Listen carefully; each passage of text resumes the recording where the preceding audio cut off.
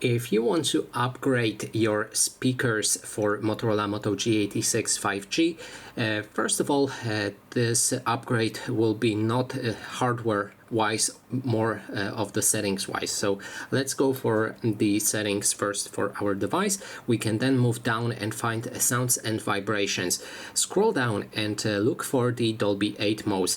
So make sure that it's activated. You actually cannot disable it. It is kind of always on if you have your standard speaker for your Motorola without anything connected.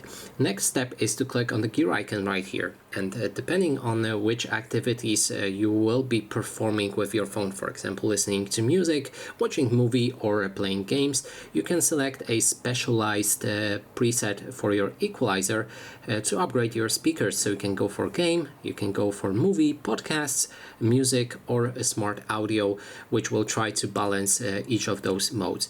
So in this case we gonna go actually for a custom. So you can go for custom settings to adjust your equalizer to your actual preference. So you can manage those settings however you like. You can try playing music or anything other and see which of the options need customization. You can even go for a specific equalizer settings like brilliant treble, bass boost, or vocal boost, or manual. As I said before, you can then customize it.